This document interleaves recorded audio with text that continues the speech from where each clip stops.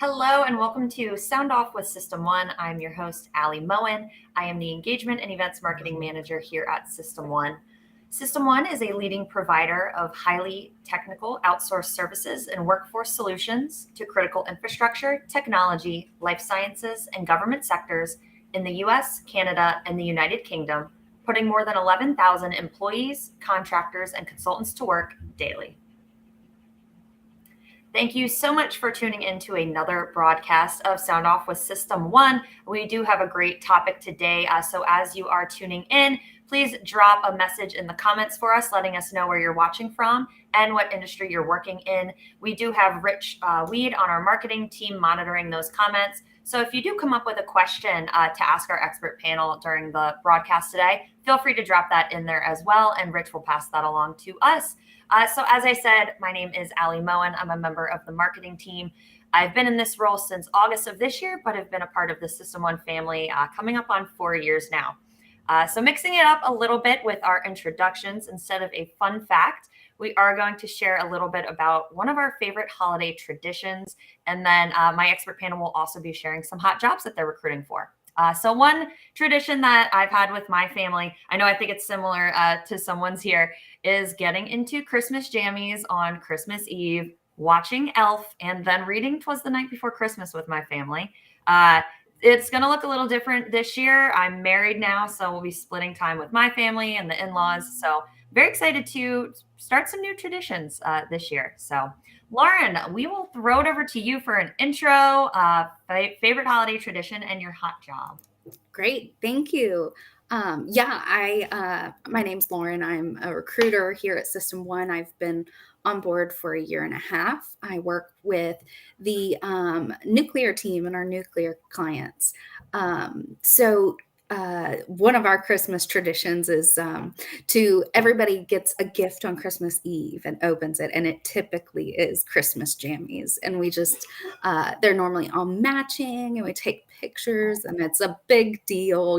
My mom loves it with all the pictures. Ours is very similar, but I think Elf is everybody's favorite on my side of the family too. It's just such a great movie. It's a classic now. Yeah. I think my husband's side, they would probably fight for The Christmas Story. But I'll be honest, I haven't seen it all the way through. Somebody's going to kill me on the comments. I did have a job that I wanted to shout out today. I do have an opportunity for a system transients engineer. It is remote. And this person will be responsible for developing the methodologies and analyses used for both thermal hydraulics throughout the plant and the component level transient analysis.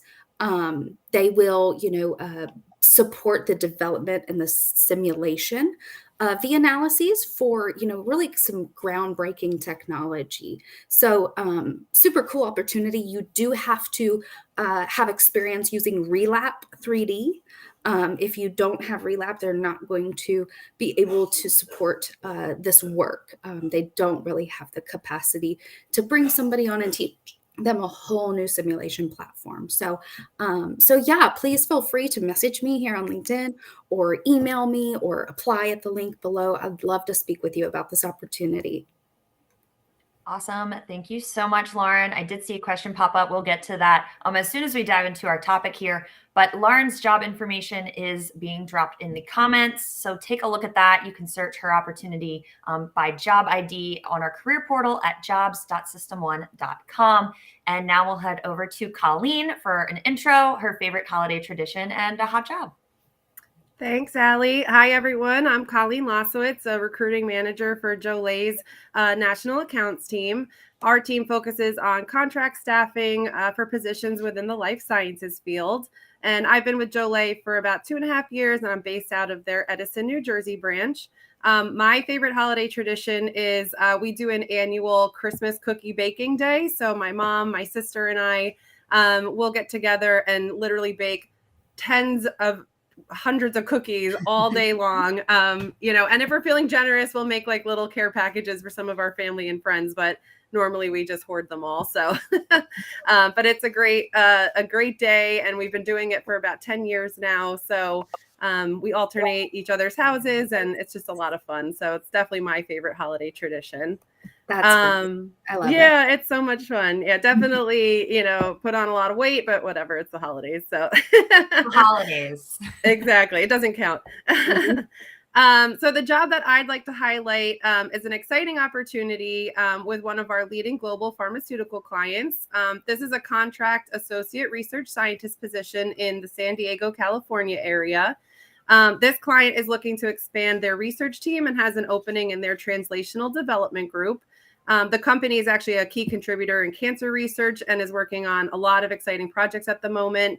So things that they're looking for in their candidates are a bachelor's degree, at least 2 to 4 years of experience within the industry, and proficiency with cell culture, cell-based assays, and molecular biology techniques like Western blot, PCR, and flow cytometry. So they are looking for somebody to start in the new year. So if this is something you're interested in, connect with me on LinkedIn, and I'll put you in touch with one of our recruiters.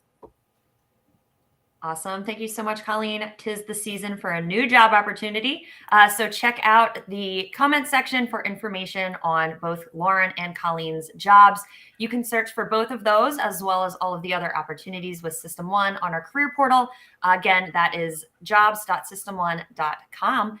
Now it's time to dive into our topic for today.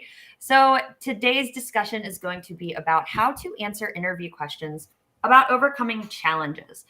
Some examples of how this question could be phrased in an interview are, what's the biggest challenge you faced? Or tell me about a challenge that you've overcome. And sometimes these questions and these prompts can be a little difficult to answer because you're talking about a difficult time with a complete stranger, someone that you may or may not end up working with.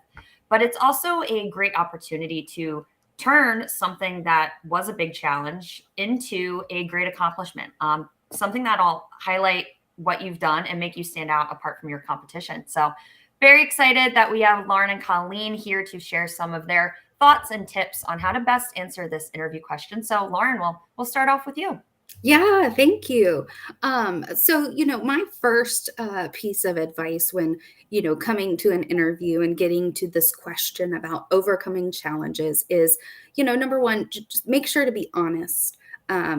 Try not to come up with examples where you have to elaborate or enhance, what happened. Try and think of real, actual times in your career that you have, come across a barrier and either found a way to overcome it or partnered with somebody to get direction. I think, when you're preparing for your interview, I think that's something that you should definitely think through and even jot down some things that you remember from, your previous experiences. Something as simple as, hey, I was responsible for this project by this deadline. I only completed 75% of that project by the given deadline. And I had to take a step back, learn from that experience so that the next project that I had, I was able to allocate my time better in order to get the 100% of the completion done. I think that number one isn't something that you have to sell yourself about. It actually happened. So you're not bragging or coming across as pushy or self-inflated. You're giving an actual case of what happened. And I think that helps when you're not a super bubbly personality, when you don't naturally have the ability to sell yourself the way that some people do. I think it's always better when you have an interview coming up that you do as much preparation as possible. The preparation part is going to make you feel confident, and your confidence is going to pass through what the manager is looking for, even on soft skills, on people who need to be able to relate with a group, a team of people. Soft skills can be a lot more important than technical skills sometimes. And if that's the case, if you are a very technical person and your role requires you to be customer facing, they want to be able to know that they can trust you with that responsibility. So, sometimes that takes a little bit of pressure off of you, right? So you've dived in, you've done your research, and now you're talking about overcoming challenges that, the technical aspect, what you overcame isn't really the point. The point is that they want to be able to see your personality, see how you problem solve, see how you kind of think through different strategies to get to a better solution. Another thing that I like to tell people is, in your preparation, definitely do your research on the company, on the hiring manager. I wanted to address that question we got in the comments for Salima. I don't necessarily know that connecting with people on LinkedIn before the interview is appropriate. I definitely think looking up their profile, looking at their experience, looking at their background is. I don't know if engaging in communication is going to be an appropriate step until maybe afterwards, maybe after you've had a positive feedback. I think maybe that would be a better chance to connect with people and kind of broaden your network. Even if you don't get the position, right? That person is interviewing for a role that you want or wanted. And so that's a good person to look at to say, hey, what have they done in their career? What can I look at and maybe model some of my, training that I pursue outside of work hours? Maybe I can model some of those things to enhance my resume after what they've done, because they're in a hiring position for the job that I want. Those are really great strategic things to keep in mind, especially if, like I said, you're not a naturally outgoing person. Another thing is practice in the mirror. Practice. The more that you do it, the more that you say it, the more comfortable you're going to be when it comes time and you're actually delivering that scenario or answering that question. I would suggest going, online, looking up some of those common interview questions that you hear often and addressing kind of answers for those even before the interview.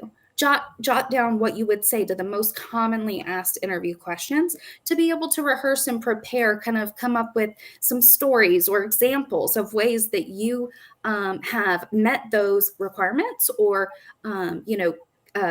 accomplished that goal that they're discussing in their question. And I think the soft skills, comes through a lot when you're able to give an anecdotal or, real life story type answer. So, I think that, sorry to be a little long-winded today, but, I think that just being prepared and doing the practice is going to make you feel most comfortable.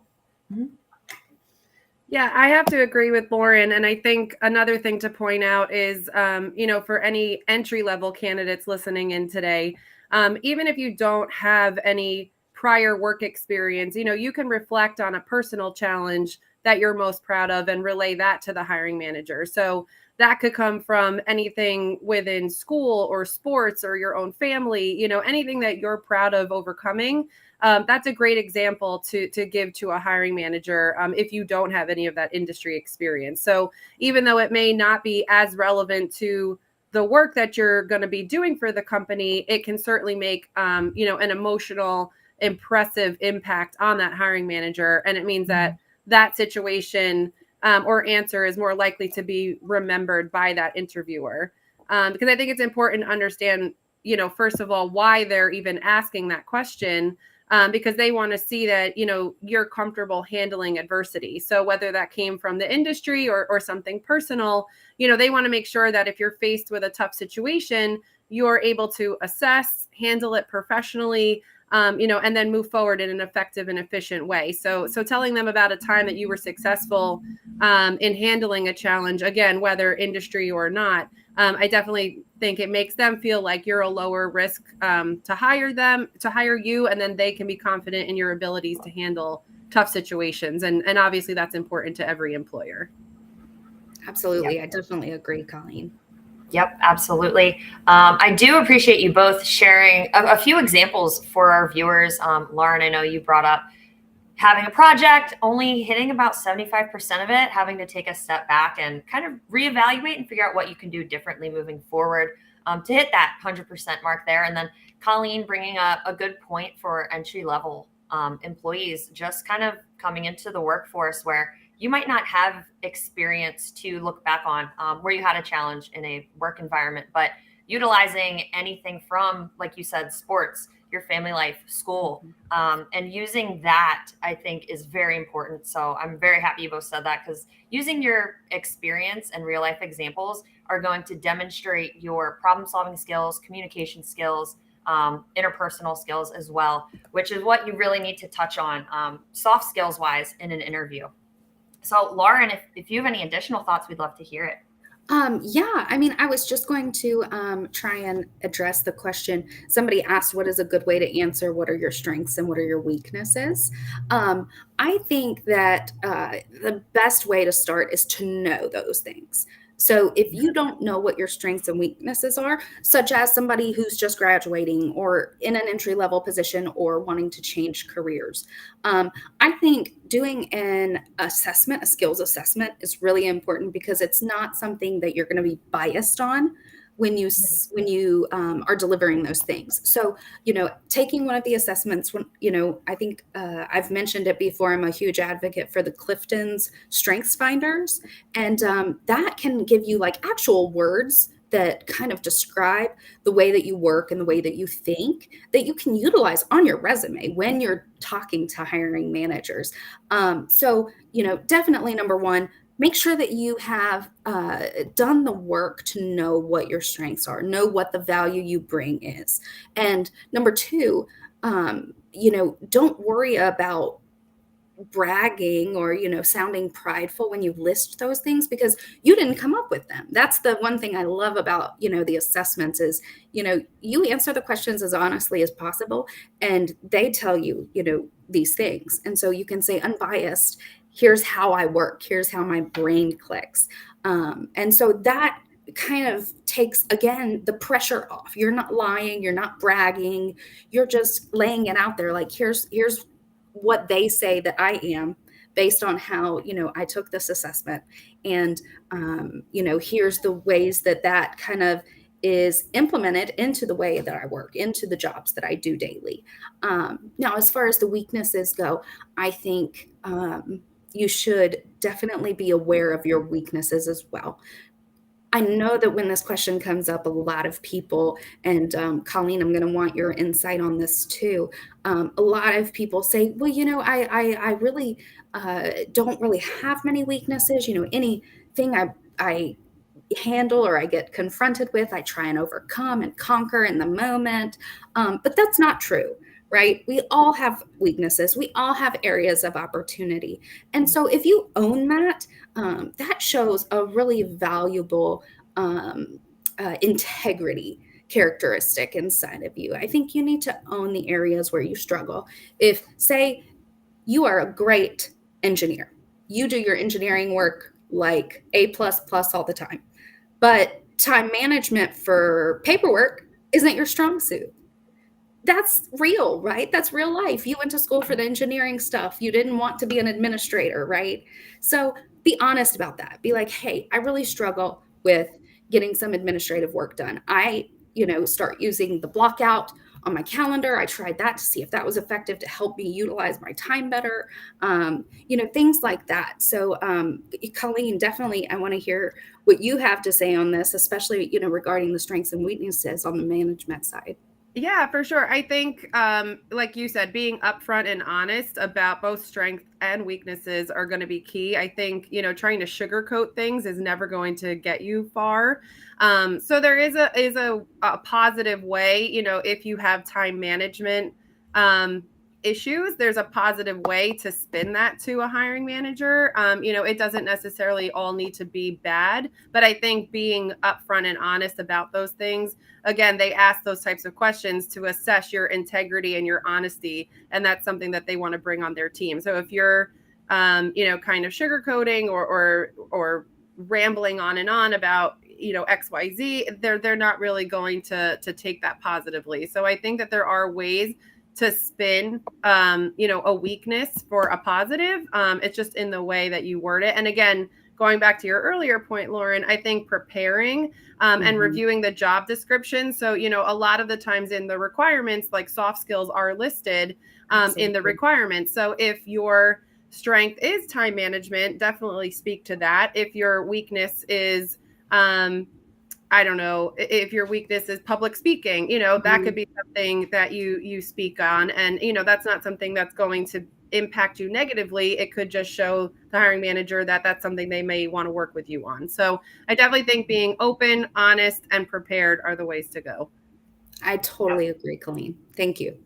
Absolutely. Absolutely. I'm not seeing any more questions coming in now. And I think you both really shared a lot of great advice for our viewers here on overcoming challenge questions in interviews, as well as some others, which I think is great. That's, why we love our viewers to comment and ask some questions and really enhance the conversation here.